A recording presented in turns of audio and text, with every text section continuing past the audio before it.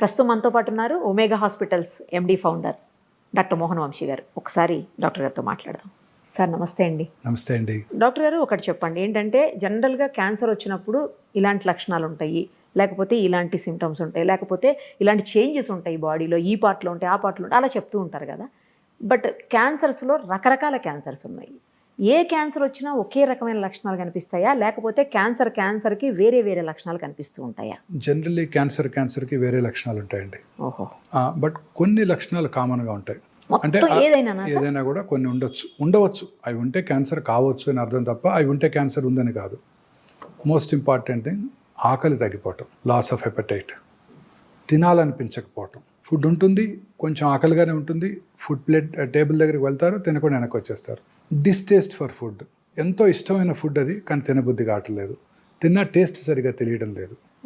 తర్వాత unexplained weight loss, అంటే చాలామంది వెయిట్ తగ్గుతుంటారు, కావాలని తగ్గుతుంటారు.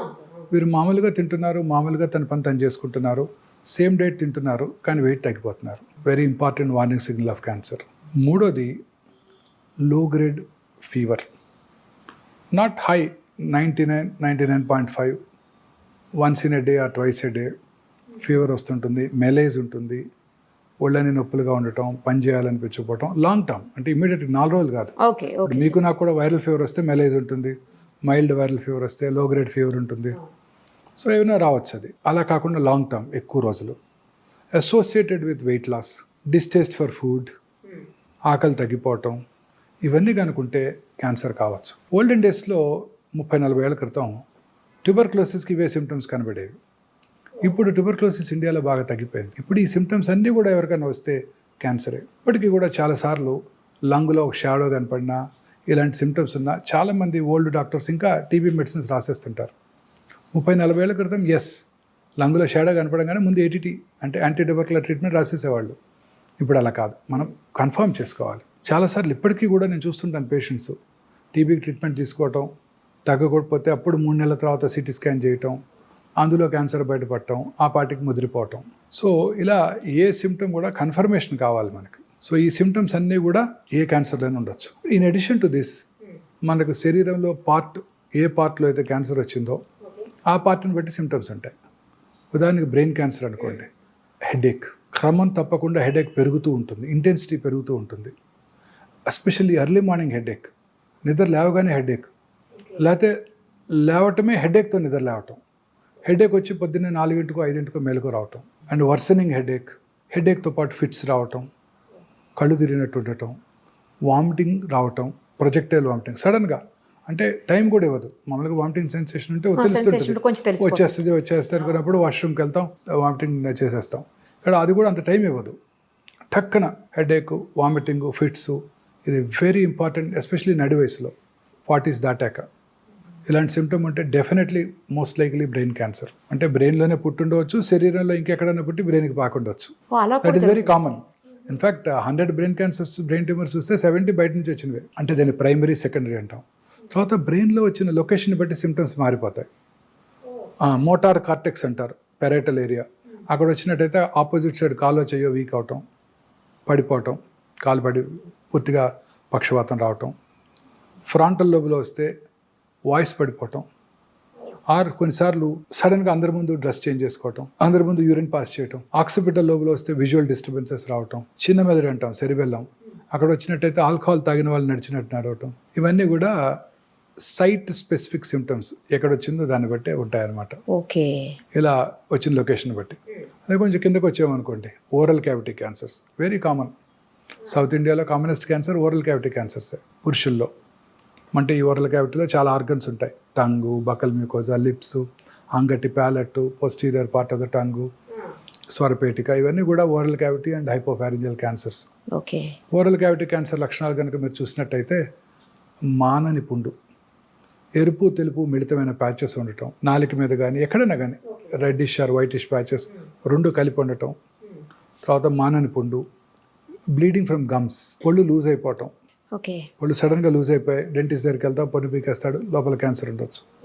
సివియర్ పెయిన్, మాటలో మార్పు రావటం, నాలుక క్యాన్సర్స్, నాలుక ఫిక్స్ అవుతుంది, మాట బండగా రావటం.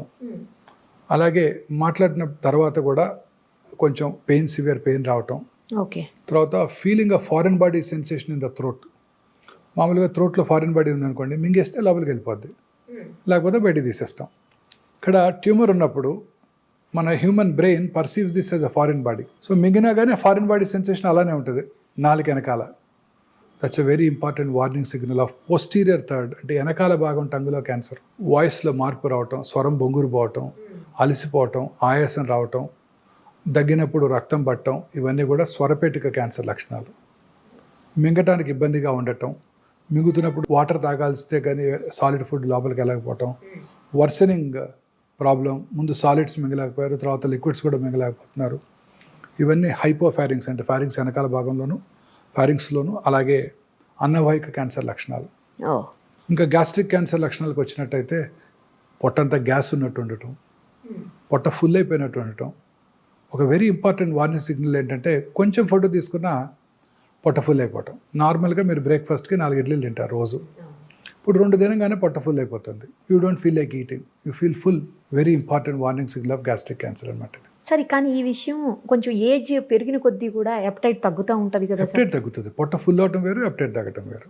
ఇవన్నీ జనరలైజ్ సిమ్టమ్స్. ఇవి ఉంటే క్యాన్సర్ ఉందని కాదు, అదే అర్థమైంది. మనం అర్థం చేసుకుంటాం.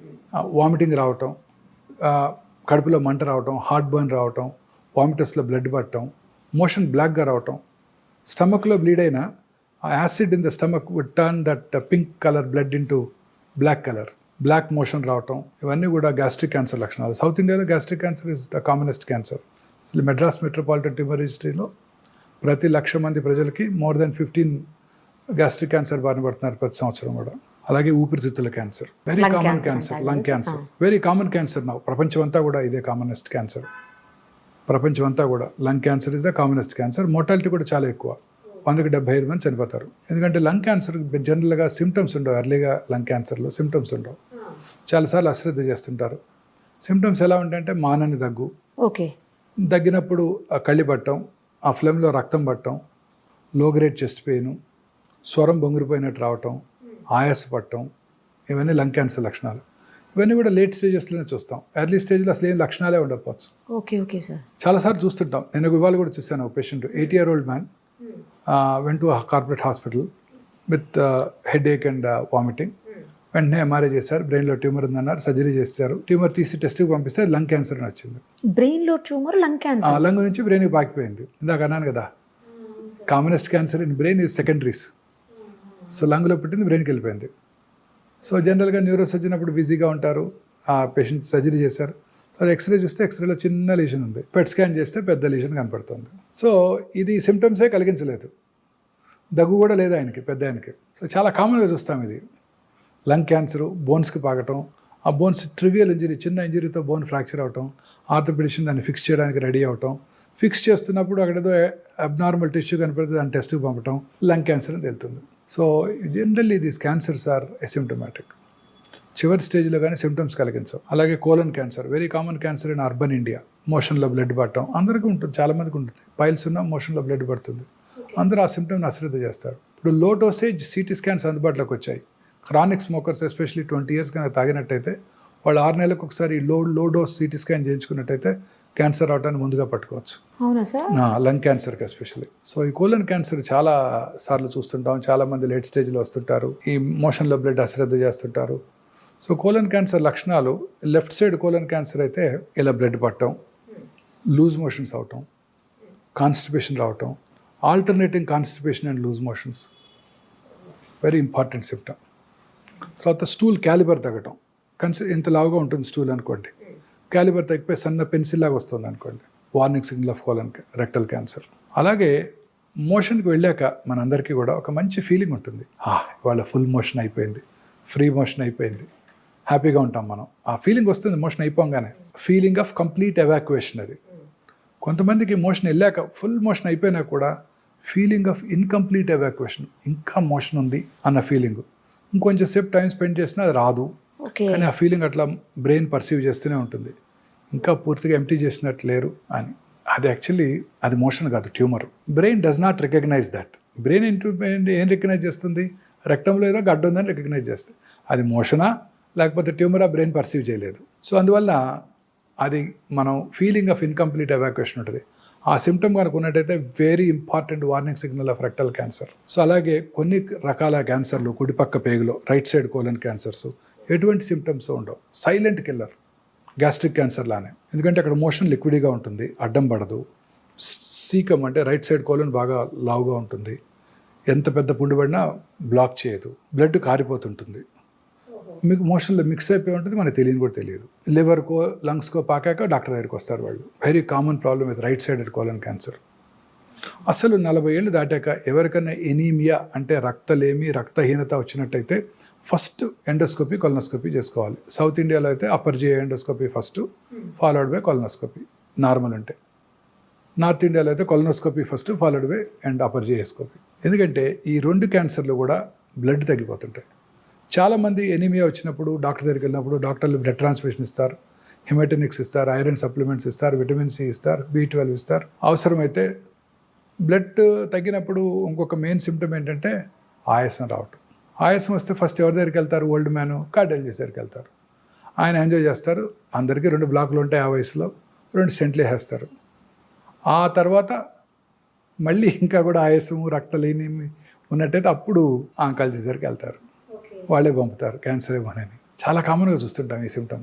యూరిన్లో బ్లడ్ పట్టడం. ఎక్కడ బ్లడ్ పడినానండి, ముక్కులోంచి కానీ, నోట్లోంచి కానీ, చెవిలోంచి కానీ, యూరిన్లో కానీ, మోషన్లో కానీ, ఫ్లమ్లో కానీ, ఎక్కడ బ్లడ్ పడినా కూడా నిప్పుల నుంచి బ్లడీ డిశ్చార్జ్ రావటం కానీ, అబ్నార్మల్ బ్లీడింగ్ ఫ్రమ్ యూట్రస్ కానివ్వండి, పీరియడ్స్ కాని టైంలో బ్లడ్ వచ్చినా కానీ, ఇంటర్మెన్స్ట్రల్ బ్లీడింగ్ కానివ్వండి, పోస్ట్ కాయిటల్ భర్తతో చేరిన తర్వాత బ్లీడింగ్ కానివ్వండి, ఇవన్నీ కూడా అశ్రద్ధ చేయకూడదు.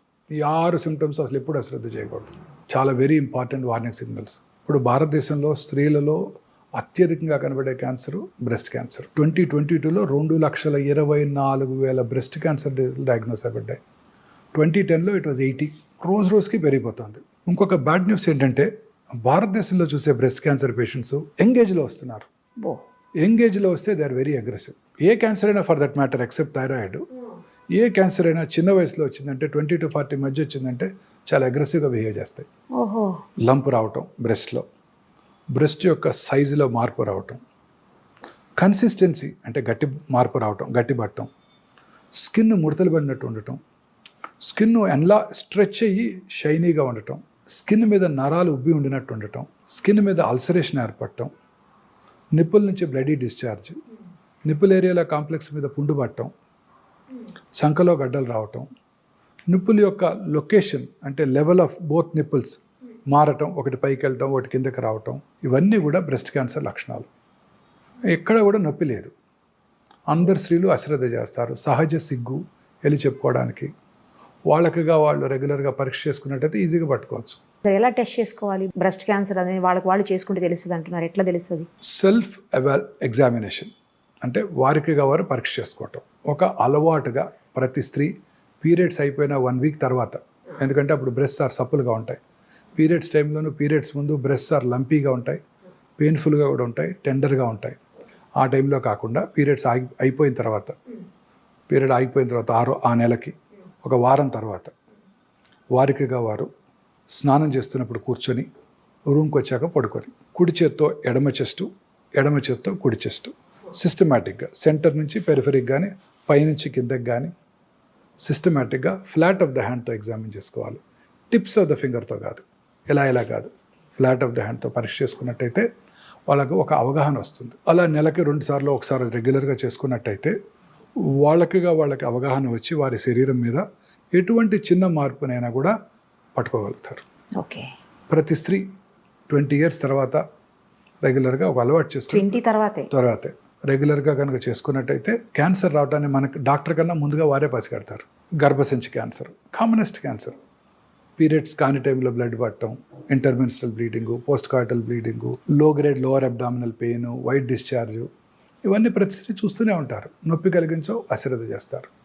బట్ ఈ గర్భసంచి cancer is especially seen in people belonging to lower socio economic strata, poorer sections of the society.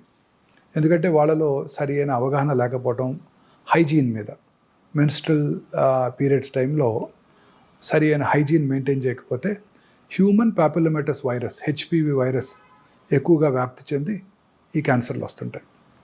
ఈ HPV virus is a very smart virus, smarter than corona. అబ్బో.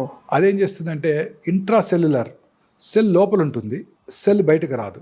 తద్వారా సెల్ లోపలే ఉంటే మన ఇమ్యూన్ మెకానిజమ్స్ దాన్ని పట్టుకోలేవు. So దానికి immunity develop అవ్వదు. Corona మీకు ఒకసారి వస్తే ఇమ్యూనిటీ డెవలప్ అయిపోతుంది, రెండోసారి వస్తే అంత సివియర్గా ఉండదు. దీని అలా కాదు, లోపలే ఉంటుంది, ఇమ్యూనిటీ రాదు, రిపీటెడ్ ఇన్ఫెక్షన్స్, క్యాన్సర్ వచ్చేస్తుంది. అందుకే ప్రతి స్త్రీ కూడా వ్యాక్సిన్ తీసుకోవాలి. 20 ఏళ్ళకు ముందే 10-12 ఏళ్ల వయసులోనే వ్యాక్సిన్ కనుక తీసుకున్నట్టయితే 3 డోసెస్ ఈ గర్భసంచి ముఖద్వార క్యాన్సర్ వాళ్ళకి ఎప్పటికీ రాదు. మొన్ననే బడ్జెట్ అనౌన్స్ చేశారు నిర్మలా సీతారామన్ గారు. ఓకే. ఈ సంవత్సరం నుంచే వ్యాక్సిన్ ఇస్తామని ఫ్రీగా ఇండియాలో మ్యానుఫ్యాక్చర్ చేస్తామని ఓటాన్ అకౌంట్ బడ్జెట్లో చెప్పారు, మొన్న బడ్జెట్లో చెప్పలేదు. మరి చెప్పారేమో మనం చూడలేదేమో తెలియదు, మన పూర్తి డిస్క్రిప్షన్ చూస్తే తప్ప మనం చెప్పలేము. సో ఇండియాలో తయారు చేస్తున్నారు కాబట్టి మోర్ ఎకనామికల్ అయిపోతుంది, ప్రజలందరికీ కూడా తీసుకురాగలిగితే. కానీ చిన్న ఏజ్లోనే అంటున్నారు, చిన్న ఏజ్లోనే, తర్వాత పనికి రావాలి. పెళ్ళైన వాళ్ళు కూడా తీసుకోవచ్చు, బట్ ముందుగా వాళ్ళు టెస్ట్ చేసుకుని జబ్బు లేదని చూసుకొని వ్యాక్సిన్ వేసుకున్నాక 6 నెలలు ప్రెగ్నెన్సీ రాకూడదు. 45 ఏళ్ళ వరకు తీసుకోవచ్చు, but best time is 10 to 12 years. అసలు వైరల్ ఇన్ఫెక్షన్ రాకముందే కనుక తీసేసుకుంటే సరిపోద్ది. ఇంకా చాలా క్లినికల్ ట్రయల్స్ కూడా జరుగుతున్నాయి. అసలు జబ్బు ఇచ్చేది బాయ్సే, అంతే, మెన్నే ఇచ్చేది. సో మెన్కే ముందు ఇచ్చేస్తే అది చేస్తున్నారు. క్లినికల్ ట్రయల్స్ జరుగుతున్నాయి దాని ఎఫికసీ మీద. ఫ్యూచర్లో అది కూడా వస్తుంది. మెన్లో కూడా ఓరల్ క్యాన్సర్స్కి మైకల్ డగ్లస్ చెప్పారు కదా, famous movie artist, Hollywood, oral క్యాన్సర్స్కి రావడానికి కూడా అబ్రాడ్లో HPV virus is the most commonest cause. మనకి tobacco usage, gutka usage, smokeless tobacco and smoking tobacco is the risk factor, most important risk factor మనకి. So అలాగే పుట్టుమచ్చల్లో వచ్చే క్యాన్సర్స్, మెలనోమా అంటాం. పుట్టుమచ్చ సైజు పెరిగిన, కలర్ మారిన, పుండుబడిన, ఫ్లేక్స్గా ఊడిపోతున్న, బ్లడీ డిశ్చార్జ్ ఉన్న, అవి క్యాన్సర్గా మారుతున్న లక్షణాలు అనమాట. ఈ పుట్టుమచ్చ క్యాన్సర్స్ వెరీ డేంజరస్ అండి, చాలా అగ్రెసివ్గా పాకుతుంటాయి. ఇలా వచ్చిన లొకేషన్ బట్టి మన క్యాన్సర్స్ లక్షణాలు ఉంటాయన్నమాట. సార్ చెప్పండి, ఇప్పుడు ఒక హెరిడిటరీగా వచ్చేటువంటి క్యాన్సర్స్ ఉంటాయి కొంతమందికి అలా కాకుండా కేవలం వాళ్ళ హ్యాబిట్స్ తోటి, ఫుడ్ హ్యాబిట్స్, లేదంటే డ్రంకన్ కండిషన్స్, బాగా ఆల్కహాలిక్, లేదంటే స్మోకింగ్, ఇలాంటి వాటితోటి వచ్చే క్యాన్సర్స్ ఉంటాయి. మరి ఇలాంటివి కూడా హెరిడిటరీ క్యాన్సర్స్గా మారే అవకాశం ఉంటుందా, అలా ఏముండదా? అండి, cancer is not hereditary. First మీరు తెలుసుకోవాలి అది. ఒక 6 రకాల క్యాన్సర్స్, బ్రెస్ట్, ఓవరీ, థైరాయిడ్, ప్రాస్టేటు, కోలను, ప్యాంక్రియాస్, ఇవి కనుక దగ్గర బంధువుల్లో ఉన్నట్టయితే, అంటే అక్క చెల్లెలకి, అన్నదమ్ములకి, తల్లిదండ్రులకు ఉన్నట్టయితే, ఫస్ట్ డిగ్రీ రిలేటివ్స్లో వాళ్ళకి ఈ క్యాన్సర్ వచ్చే అవకాశాలు సాధారణ ప్రజానీకం కంటే కొంచెం ఎక్కువ. అంతే తప్ప వాళ్ళకి వస్తేనే కాదు. ఓకే. కొన్ని జన్యుపరమైన కారణాల వల్ల క్యాన్సర్స్ వస్తాయి. Most important BRCA1, BRCA2, famous personality, Hollywood movie heroine Angelina Jolie. తల్లిగారికి ట్రిపుల్-నెగటివ్ బ్రెస్ట్ క్యాన్సర్ వస్తే వారు ఈ BRCA1, BRCA2 టెస్ట్ చేయించుకొని 2011లోనే వారు bilateral mastectomy, subcutaneous mastectomy, implant place చేసుకున్నారు. అలాగే బైలాటరల్ ఊఫరెక్టమీ కూడా చేయించుకున్నారు. 2 ఓవరీస్ కూడా తీయించేసుకున్నారు. Hereditary breast ovarian cancer syndrome అంటారు దీన్ని. సో ఈ 2 కనుక ఉన్నట్టయితే 100% breast cancer, 70 to 80% ovarian cancer వస్తుంది. అందుకే అమ్మాయి అంత చిన్న వయసులోనే 2 బ్రెస్ట్లు, 2 ఓవరీలు తీయించుకుంది. ఇక ఆమెకు వచ్చే ఛాన్స్ ఉండదు. ఇంకా BRCA1, BRCA2 మ్యుటేషన్. మొన్న మధ్య హంసానందని గారు కూడా అనౌన్స్ చేశారు, వారికి ట్రిపుల్-నెగటివ్ బ్రెస్ట్ క్యాన్సర్, వారికే BRCA1 పాజిటివ్ ఉందని. వారికి కూడా బ్రెస్ట్ క్యాన్సర్ వచ్చే అవకాశాలు 90%, ఓవేరియన్ క్యాన్సర్ వచ్చే అవకాశాలు 60 to 70%. సో ఈ BRCA1, BRCA2 పాజిటివ్ ఉంటే వాళ్ళకి రిస్క్ రిడక్షన్ సర్జరీస్ అని ముందే చేయించుకున్నట్టయితే క్యాన్సర్ రాకుండా కాపాడుకోవచ్చు. తర్వాత కొన్ని రకాల thyroid cancers, medullary thyroid carcinoma, RET gene అంటారు, RET జీన్, రెడ్ జీన్, అది కనుక్కున్నట్టయితే వాళ్ళకి ఆ క్యాన్సర్ వస్తుంది. మల్టిపుల్ ఎండోక్రైన్ నియోప్లేషియా అని కూడా అంటారు. సో వాళ్ళకి ఆ మెడులరీ కార్సినోమా ఉండి రెడ్ జీన్ కనుక పాజిటివ్ ఉంటే వాళ్ళ పిల్లలకి థైరాయిడెక్టమీ చేసేయాలి ఫస్టే. ఎప్పుడు చేయాలి? 1 year రాకముందే చేసేయాలి, అప్పుడే బెస్ట్ సర్వ్డ్. అంత చిన్న ఏజ్. రెడ్ జీన్ పాజిటివ్ ఉంటే 1 year రాకముందే చేసేసేయాలి థైరాయిడ్ సర్జరీ, టోటల్ థైరాయిడెక్టమీ చేయించేసుకోవాలి. అలాగే FAP gene, familial adenomatous polyposis coli, ఈ FAP జీన్ పాజిటివ్ ఉన్న వాళ్ళలో 35 నుంచే క్యాన్సర్లు వచ్చేస్తుంటాయి కోలంలో. ఆ FAP జీన్ పాజిటివ్ ఉంటే 35 years రాగానే కొలనోస్కోపీ చేయించుకొని, లేకపోతే ముందుగానే కొలనోస్కోపీ స్క్రీనింగ్ చేసుకుంటూ పాలిప్స్ కనుక డెవలప్ అయిన వెంటనే టోటల్ ప్రాక్టోకోలెక్టమీ చేసేసుకుంటే ఆ క్యాన్సర్ రావడాన్ని మనం నిరోధించవచ్చు. అలాగే hereditary non polyposis colon cancer కూడా ఉంది, లించ్ సిండ్రోమ్ అంటారు. వాళ్ళకు కూడా ఈ కోలన్ క్యాన్సర్ స్క్రీనింగ్ రెగ్యులర్గా చేసుకోవాల్సి ఉంటుంది. సో ఇంకా ఇతరత్ర ఫుడ్ హ్యాబిట్స్ వలన, మీరు అన్నట్టు స్మోకింగు, ఆల్కహాల్ వలన క్యాన్సర్స్ వస్తాయి. వాళ్ళలో అవి జనరల్గా వంశపారంపర్యం కాదు, అవి జనరల్గా లేట్ ఏజ్లో వస్తుంటాయి. ఓకే. సో స్మోకింగ్ చేసే వాళ్ళను, గుట్కా తినే వాళ్ళలో ఈ క్యాన్సర్స్ చూస్తుంటాం చాలా రెగ్యులర్గా. అది వంశపారంపర్యం కాదు. సార్ ఇప్పుడు ఒకసారి స్మోకింగ్ చేసి 10 ఏళ్ళు 15 ఏళ్ళు 20 ఏళ్ళు స్మోకింగ్ చేసి ఆపేసి 20 ఏళ్ల తర్వాత కూడా వచ్చే అవకాశం ఉంటుందా సార్? 20 ఏళ్ళు ఏంటంటే 50 ఏళ్ళ తర్వాత కూడా వచ్చే అవకాశం ఉంటుంది. ఆ పాపం అలానే వెనకాలే వెంటబడుతూనే ఉంటుంది. చాలా మంది అంటారు నేను స్మోకర్ అంటే కాదు పో అంటారు. అదే ఎప్పుడు చాలా ముందు కాల్చాము. 50 ఏళ్ళు ఏంటండి ఆపేసి అంటారు. 50 ఏళ్ళు కాదు 60 ఏళ్ళు అయినా ఆ పాపం వెనకాలే వెంటాడుతుందండి. స్మోక్ చేసిన 6 సెకండ్స్లో 400 to 500 క్యాన్సర్ కారక సబ్స్టెన్సెస్, కార్సినోజెన్స్ బ్లడ్లోకి వచ్చి బాడీ అంతా బ్రెయిన్ నుంచి కింద వరకు ఎక్కడైనా క్యాన్సర్ కలిగించవచ్చు. గర్భసంచి ముఖద్వారం స్మోక్ చేసే ఆడవాళ్ళలో అక్కడ కూడా క్యాన్సర్ వస్తుంది. ఎండోమెట్రియల్ క్యాన్సర్ అని ఒకటి ఉంది. గర్భసంచిలో 2 పార్ట్స్ ఉన్నాయి, body and cervix. Cervix cancer వస్తుంది స్మోక్ చేస్తే, కానీ స్మోక్ చేసే ఆడవాళ్ళలో ఎండోమెట్రియల్ క్యాన్సర్ వచ్చే అవకాశాలు తక్కువ ఉంటాయి. Interesting observation. ఇండియాలో స్మోక్ చేయరు కదా, మా లేడీస్ చేయరు, చాలా తక్కువ వేళ్ళ మీద లెక్క పెట్టచ్చు. అమెరికాలో వాళ్ళు ఎక్కువ చేస్తారు, మగవాళ్ళ కంటే ఎక్కువ స్మోక్ చేస్తున్నారు, వాళ్ళు పోటీగా చేస్తున్నారు. వాళ్ళలో సర్విక్స్ క్యాన్సర్ వచ్చే అవకాశాలు ఉంటాయి, బట్ ఎండోమెట్రియల్ క్యాన్సర్ తగ్గిపోద్దంట. Very interesting epidemiological data. First time in America ఈ స్మోకింగ్ వల్ల వచ్చే lung cancer incidence first time తగ్గింది. గత 100 ఏళ్ళుగా లంగ్ క్యాన్సర్ ఇన్సిడెన్స్ పెరుగుతూనే ఉంది. పాస్ట్ 2 ఇయర్స్గా వాళ్ళు చేసిన క్యాంపెయిన్స్ వల్ల కానివ్వండి, అవేర్నెస్ వల్ల కానివ్వండి, స్మోకింగ్ తగ్గిపోతుంది. ఇండియాలో కూడా బాగా తగ్గిపోయింది స్మోకింగ్. చాలా తగ్గిందండి స్మోకింగ్, బాగా తగ్గిపోయింది. ప్రజెంట్ జనరేషన్ పెద్దగా స్మోక్ చేయట్లేదండి. సార్ వీటన్నిటికీ అసలు స్క్రీనింగ్ అనేది ఇంపార్టెంట్ కదా? చాలా ఇంపార్టెంట్. ఎలా అసలు అంటే ఎలా తెలుస్తుంది, ఎప్పుడు చేయించుకోవాలి, ఎలా చేయించుకోవాలి? అన్ని క్యాన్సర్స్కి స్క్రీనింగ్ లేదండి. కొన్ని కామన్ క్యాన్సర్స్, ఉదాహరణకి గర్భసంచి ముఖద్వార క్యాన్సర్, దాన్ని అసలు ప్రివెంటే చేయవచ్చు. నేను చెప్పిన ఇందాక వైరస్ వ్యాక్సిన్ తీసుకోవడం ద్వారా, దాన్ని ప్రైమరీ ప్రివెన్షన్ అంటాం. సెకండరీ ప్రివెన్షన్ కూడా ఉంది దానికి. గర్భసంచి క్యాన్సర్ రావడానికి ముందే లాంగ్ ప్రీ క్యాన్సరస్ ఫేజ్ ఉంటుందండి. అంటే క్యాన్సర్ అవడానికి ఒక 5-6 ఏళ్ల ముందే పట్టుకోవచ్చు, ఇది అశ్రద్ధ చేస్తే క్యాన్సర్గా మారుతుందని, చిన్న పాప్స్మియర్ టెస్ట్ చేసుకోవడం ద్వారా. సో అలాంటి ప్రీ క్యాన్సరస్ ఫేజ్లో కనుక్కుంటే ఆ గర్భసంచి తీసేస్తే వాళ్ళకి ఇంకా క్యాన్సర్ రాదు. దీన్ని సెకండరీ ప్రివెన్షన్ అంటాం. అలాగే గర్భసంచి క్యాన్సర్ వచ్చిందో లేదో తెలుసుకోవడానికి simple test Pap smear, liquid based Pap smear అంటారు. ప్రతి సెక్షువల్లీ యాక్టివ్గా అయినాక, అంటే పెళ్ళైనాక ఫస్ట్ 1 year సంవత్సరానికి ఒకసారి, 3 ఏళ్ళ తర్వాత నుంచి 2-3 ఏళ్ళకి ఒకసారి పాప్స్మియర్ చేయించుకోవడం ద్వారా మనం ఈ క్యాన్సర్ అవడాన్ని ముందుగా పసిగట్టవచ్చు. మన ఇండియన్ ఉమెన్ అయితే ఎస్పెషలీ కోస్టల్ ఆంధ్రప్రదేశ్, తమిళనాడు, ఒరిస్సాల్లో ఈ క్యాన్సర్ ఇన్సిడెన్స్ చాలా ఎక్కువ.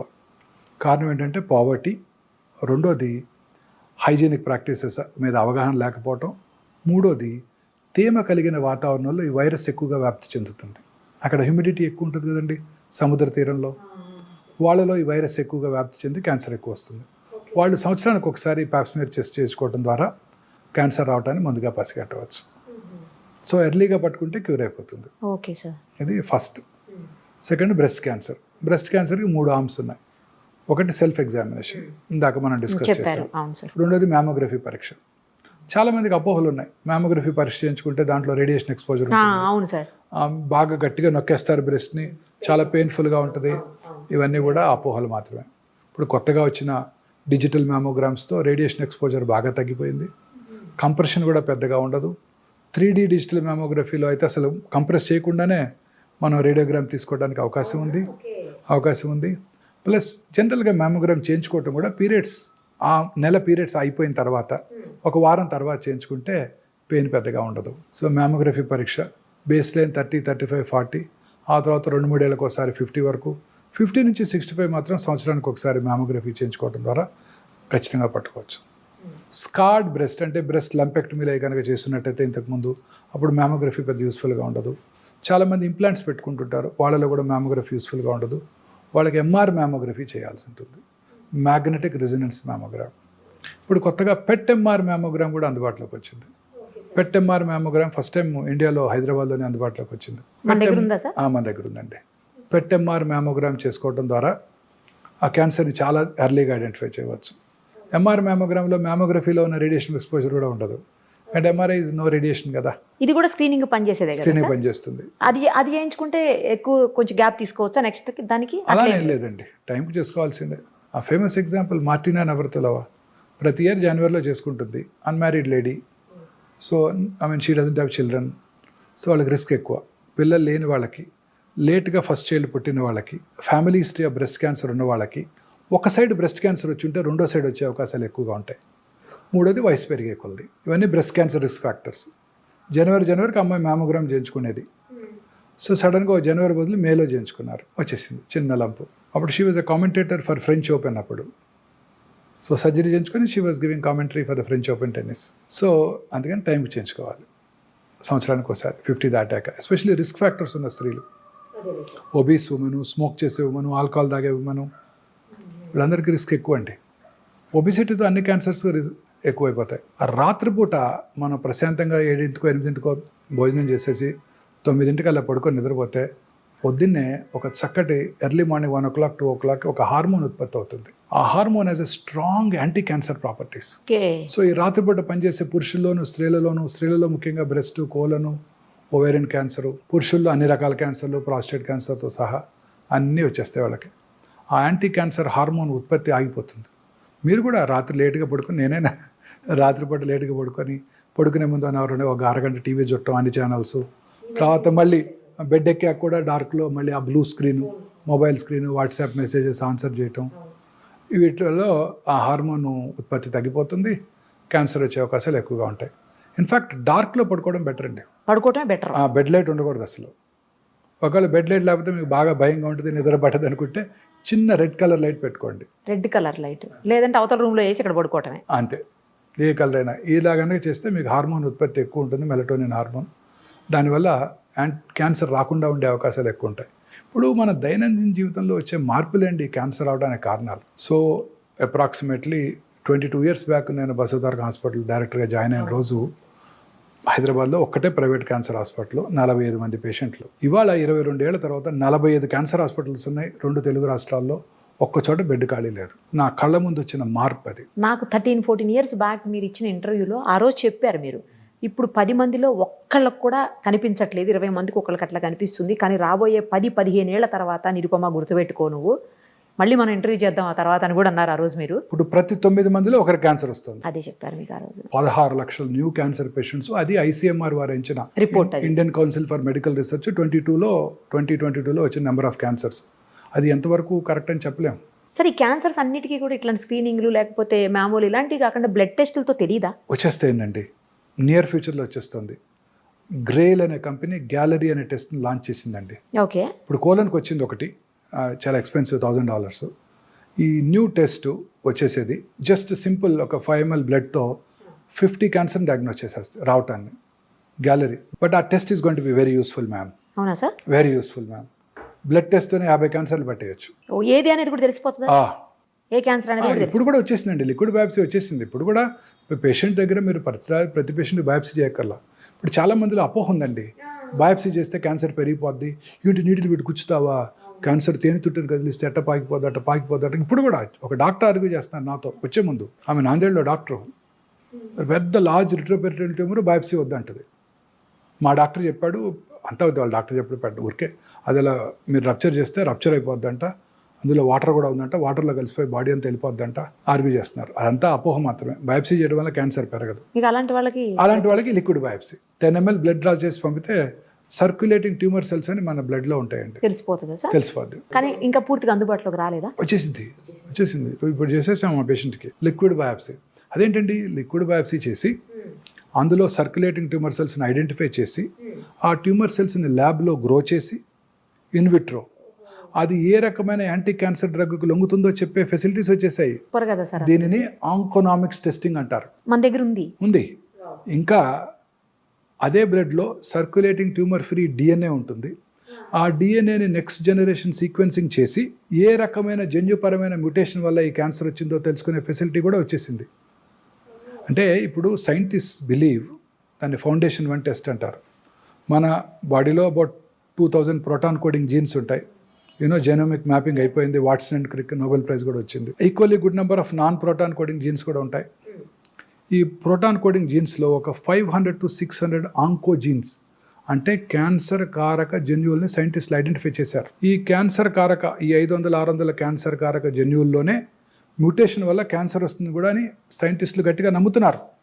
మ్యూటేషన్ అంటే ఏదో జన్యుపరమైనదిగా అంటే తల్లిదండ్రుల నుంచి వచ్చిన దగ్గర కాదు, అర్థమైంది. ఇతరత్ర కారణాలు, స్మోకింగ్ వల్ల మ్యూటేషన్ రావచ్చు, పెస్టిసైడ్ వల్ల మ్యూటేషన్ రావచ్చు, పొల్యూషన్ వల్ల మ్యూటేషన్ రావచ్చు, మానసిక ఆందోళన వల్ల మ్యూటేషన్ రావచ్చు. ఆ మ్యూటేషన్ వల్లే క్యాన్సర్ వస్తుంది అని సైంటిస్టులు ఇప్పుడు గట్టిగా నమ్ముతున్నారు. ఈ 10 ml బ్లడ్లోంచే సర్క్యులేటింగ్ ట్యూమర్ సెల్స్ని ఐడెంటిఫై చేసి ఆ ట్యూమర్ సెల్స్ని ల్యాబ్కు పంపించి ఏ రకమైన యాంటీ క్యాన్సర్ డ్రగ్కు లొంగుతుందో తెలుసుకోవచ్చు. అలాగనే ఇదే బ్లడ్లో సర్క్యులేటింగ్ ట్యూమర్ ఫ్రీ డిఎన్ఏ ఉంటుంది. ఆ డిఎన్ఏని మనం ఈ ఎన్జిఎస్ చేసుకొని ఏ రకమైన జన్యుపరమైన మ్యూటేషన్ వల్ల ఈ క్యాన్సర్ వచ్చిందో తెలుసుకొని ఆ జన్యుపరమైన మ్యూటేషన్ని టార్గెట్ చేసే మెడిసిన్ ఉందా లేదా చూసి ఆ మెడిసిన్ ఇచ్చేస్తే అది కూడా క్యూర్ అయిపోవడానికి అవకాశం ఉంది. అంత అడ్వాన్సెస్ ఇప్పుడు మనకి అందుబాటులోకి వచ్చేసాయి. సో ఈ జన్యుపరమైన మ్యూటేషన్ రావడానికి గల కారణం పెస్టిసైడ్స్ కావచ్చు, పొల్యూషన్ కావచ్చు, ఆల్కహాల్ కావచ్చు, స్మోకింగ్ కావచ్చు, ఆ హార్మోనల్ ఇన్ఫ్లుయెన్స్ కావచ్చు, వైరల్ ఇన్ఫెక్షన్, హ్యూమన్ ప్యాపిలోమాటస్ వైరస్ కావచ్చు, హెపటైటిస్ బి వైరస్ కావచ్చు, వీటన్నిటి వల్ల ఈ మ్యూటేషన్ రావచ్చు. అన్నిటికన్నా మోస్ట్ ఇంపార్టెంట్ నేను నమ్మేది ఏంటంటే ఇన్ని 30 సంవత్సరాలు experience general surgery, oncology surgery practice చేసిన తర్వాత అన్నిటికన్నా మోస్ట్ ఇంపార్టెంట్ కాదు మానసిక ఆందోళన. మానసిక ఆందోళన వల్లే ఈ మ్యూటేషన్స్ వస్తున్నాయి, ఈ క్యాన్సర్లు పెరిగిపోతున్నాయి. ఇలా ఈ మానసిక ఆందోళన వలన అన్ని రకాల జబ్బులు వస్తున్నాయని నేను గట్టిగా నమ్ముతున్నాను మేడం. 30 ఏళ్ళు ఆంకాలజీ ప్రాక్టీస్ చేశాక అన్ని రకాల జబ్బులకి, కరోనా కానివ్వండి, కరోనరీ ఆర్టరీ డిసీజ్ కానివ్వండి, సెరిబ్రోవాస్కులర్ యాక్సిడెంట్ కానివ్వండి, క్యాన్సర్ కానివ్వండి, క్యాన్సర్ కూడా అన్నీ కూడా ఈ మానసిక ఆందోళన వల్ల. మనసు ప్రశాంతంగా సంతోషంగా ఉండాలి. చాలా పర్ఫెక్ట్ చెప్పారు సార్. ఫైనల్లీ ఒక్కటి చెప్పండి, మీరు చాలా బిజీ ఉన్నారు, ఈ ఒక్కటే, ఇంకా ఎక్కువ క్వశ్చన్స్ అడగను. సార్, అన్ని రకాల జబ్బులకి ముందే వ్యాక్సిన్స్ వస్తున్నాయి, రకరకాల ప్రివెన్షన్స్ వస్తున్నాయి, ఎందుకు క్యాన్సర్కి రావట్లేదు? క్యాన్సర్కి కాజ్ అండ్ ఎఫెక్ట్ లేదు కదా, ఇంకా తెలియదు కదా. ఇప్పుడు సర్వైకల్ క్యాన్సర్ కనుక్కున్నారు, హ్యూమన్ ప్యాపిలోమాటస్ వైరస్ ఇన్ఫెక్షన్ వస్తే క్యాన్సర్ వస్తుంది, దానికి వ్యాక్సిన్ కనుక్కున్నారు. మిగతా క్యాన్సర్స్కి ఇంకా కాజ్ తెలియదు కదా. We presume it is to be some mutation. మరి దానికే కనుక్కోవచ్చుగా. ఇంకా టైం పడుతుంది. ఆ మ్యూటేషన్ ఇంకా చాలా కష్టం. ఇప్పుడు ఈ మధ్య ఈ హైపోథసిస్ అంతా వచ్చింది, ఈ మధ్య వచ్చేస్తుంది. కొన్నాళ్ళు మ్యూటేషన్ కనుక్కుంటారు, ఆ మ్యూటేషన్ మందులు కూడా కనుక్కుంటారు, ప్రాబ్లం ఉండదు మనకి. నెక్స్ట్ 10 yearsలో రావచ్చా సార్ అప్రాక్సిమేట్లీ? చెప్పలేమండి, వచ్చేస్తుంది క్యాన్సర్ ఖచ్చితంగా. ఈ మ్యూటేషన్స్ కానీ మందులు వచ్చేస్తాయండి. ఇప్పుడు అంతా కూడా ఇమ్యూనోథెరపీయే కదండి. అన్ని రకాల క్యాన్సర్స్కి మన ఓన్ ఇమ్యూనిటీని పెంచే డ్రగ్సే కదా. ఇప్పుడు మన బాడీలో టీ సెల్స్ అని ఉంటాయి, హ్యూమన్ టీ సెల్స్. చిన్నప్పుడు మన కరోనా టైంలో గుర్తుందా, నాకు ఎన్ని యాంటీబాడీస్ ఉన్నాయి, నాకు టీ సెల్ మీడియేట్ ఇమ్యూనిటీ ఎక్కువ ఉంది. T cells are the killer cells. శరీరంలోకి వచ్చే క్యాన్సర్ సెల్ని, కరోనా వైరస్ని, ఇతర బ్యాక్టీరియాని, అన్నిటిని, ఫారిన్ పార్టికల్ ఏదైనా, ట్రాన్స్ప్లాంటెడ్ కిడ్నీని కూడా చంపేస్తుంది. అందుకే ట్రాన్స్ప్లాంటేషన్ చేయించుకున్న వాళ్ళకి ఇమ్యూనోసప్రెసివ్ థెరపీ పెడతారు. ఓకే. క్యాన్సర్ సెల్స్ ఎంత స్మార్ట్ అంటే ఈ కిల్లర్ టీ సెల్స్ని మాస్క్ చేస్తాయి, బ్లాక్ చేస్తాయి. ఇమ్యూనోథెరపీ ఏం చేస్తుందంటే వాటిని అన్మాస్క్ చేస్తుంది. తద్వారా క్యాన్సర్ సెల్ని ఆ టీ సెల్ గుర్తించి చంపేస్తుంది. సో ఫ్యూచర్ ఆఫ్ ఆంకాలజీ ఇలానే ఉండిపోతుంది. అందుకే మీరంతా కూడా 50 లక్షలకు ఇన్సూర్ చేసుకోవాలి, 5 లక్షలు 10 లక్షలకు కాదు, సరిపోదు. ఇవన్నీ పేటెంటెడ్ మాలిక్యూల్స్, ఇంపోర్టెడ్ మాలిక్యూల్స్. ఇప్పుడు కొలెస్ట్రాల్ తగ్గడానికి వచ్చే మోనోక్లోనల్ యాంటీబాడీ కూడా నెలకు 3 లక్షలు అంట. అబ్బా. సో ఫ్యూచర్ అంతా ఏ మెడిసిన్స్ రాబోతున్నాయి, అవన్నీ పేటెంటెడ్ మాలిక్యూల్స్. ఇండియాలో అందుబాటులోకి రావడానికి 10-15 ఏళ్ళు పడుతుంది. అప్పటి వరకు ఇంపోర్ట్ చేసుకోవాలి, చాలా ఎక్స్పెన్సివ్. ఆ తర్వాత తగ్గుతుందా సార్? ఆ తర్వాత తగ్గిపోతాయి. ఇండియాలో తయారు చేస్తే ఏదైనా చీప్ అయిపోద్ది కదా. మన సిప్లా వాళ్ళు వీళ్ళు ఊరికే చేసి పట్టుకొచ్చేస్తారు టక్కన. కాపీ కొట్టడంలో మనం ఇచ్చిన వాళ్ళు ఎవరు లేరు కదా. Perfect sir. Thank you sir. Thank you so much. నమస్తే అండి.